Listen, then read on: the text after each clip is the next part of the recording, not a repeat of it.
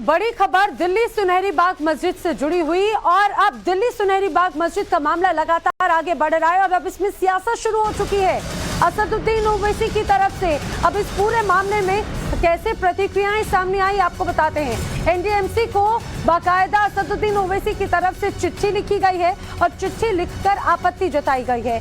सुनहरी बाग मस्जिद को वक्फ संपत्ति बताई है। इस चिट्ठी में ओवैसी ने लिखा है कि देश की विरासत के खिलाफ साजिश रची जा रही है। आपको बताते चले एनडीएमसी ने दिल्ली पुलिस के प्रस्ताव का हवाला दिया है और दिल्ली के उद्योग भवन के चौराहों पर मौजूद सुनहरी बाग मस्जिद को वहां से हटाने को लेकर जनता से राय मांगी है। अब इसी पर ही अब लगातार सियासत और विरोध प्रदर्शन की तस्वीर नजर आती है। असदुद्दीन ओवैसी ने इस पूरे सुझाव को लेकर अब आपत्ति जताई है।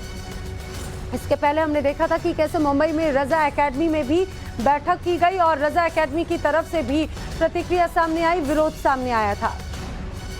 दरअसल अगर आपको बताते चले जिस तरह से यहाँ पर ये पूरा सुनहरी बाग मस्जिद है वो सबसे व्यस्ततम इलाकों में से एक है और पीक आवर्स में यहाँ पर लंबा ट्रैफिक जाम हो जाता है, लोगों को परेशानी होती है। अब इससे एक सुझाव मांगा गया था एनडीएमसी की तरफ से हटाने को लेकर और इस पर सियासत कैसी। असदुद्दीन ओवैसी ने एनडीएमसी में क्या चिट्ठी में लिखा है और ओवैसी ने किन किन कानूनों और प्रावधानों का हवाला दिया है वो जल्दी से आपको बता देते हैं। दरअसल सुनहरी बाग मस्जिद मामले को लेकर प्रशासनिक कानून का उल्लंघन होने के बाद असदुद्दीन ओवैसी की तरफ से इस पूरे चिट्ठी में लिखी गई है।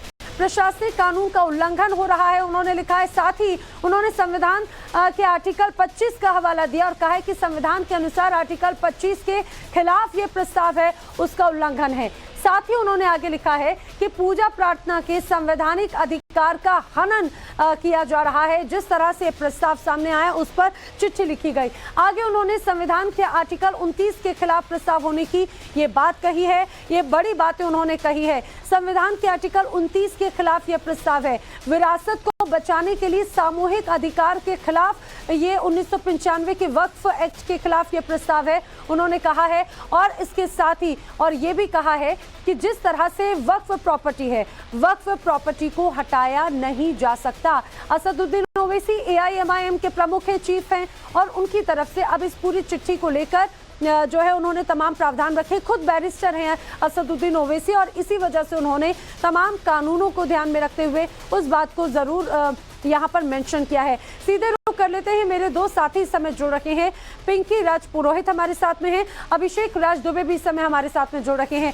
अभिषेक और पिंकी मैं दोनों का रुख करती हूँ। सबसे पहले अगर मैं पिंकी आपसे बात करूँ, जरा मुझे बताइए असदुद्दीन ओवैसी की जो चिट्ठी है कहा यह जा रहा है कि एक अलग सियासत जो है कहीं ना कहीं वो करते हुए नजर आते हैं। क्या प्रमुख बातें इस दौरान रही हैं?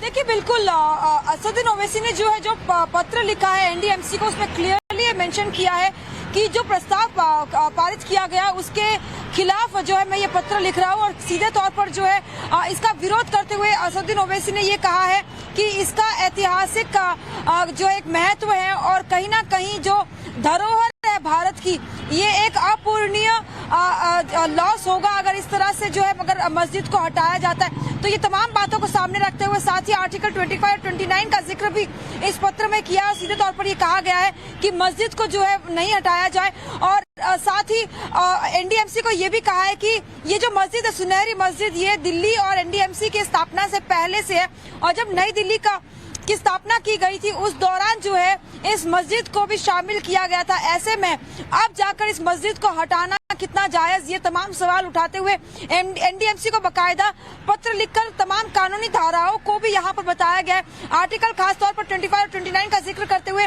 सीधे तौर पर ये कहा है कि ये अधिकारों का हनन होगा अगर इस तरह से मस्जिद को हटाया जाता है। इससे पहले भी अगर हम चुनाव के दौरान देखें या जब भी ऐसे कोई मुद्दे सामने आता है तो एआईएमआईएम चीफ असदुद्दीन ओवैसी जो है उन मुद्दों को जरूर उठाते दिखाई देते हैं।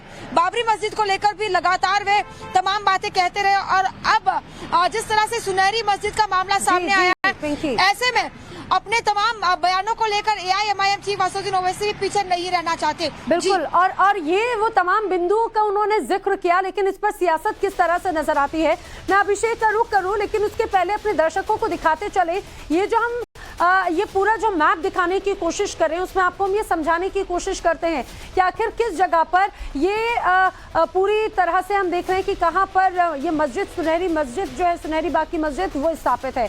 अब देखिए, ये दरअसल ब्रिटिश राज का मैप है। अगर आप इस पूरे ब्रिटिश राज के मैप को देखेंगे, जहां पे लुटियन जोन पूरा बना हुआ है, जिस जगह पर सबसे ज्यादा मंत्रालय या फिर गवर्नमेंट ऑफिसेज हैं, और इस दौरान जब पीक आवर्स होते हैं तो कैसे यहाँ पर ट्रैफिक की व्यवस्था जो है वो बिगड़ती है। अब आपको ये जो गोल घेरे में ये नजर आ रहा है, दरअसल इस जगह पर आप देखेंगे यहाँ पर सुनहरी बाग मस्जिद है, और इसके बाकी हिस्सों की तरफ अगर आप गौर से देखें तो ये दरअसल वो मुख्य इलाके हैं जहां पर ऑफिसेज हैं, आप उद्योग भवन देखेंगे, यहाँ पर और तमाम तरह की मिनिस्ट्रीज हैं।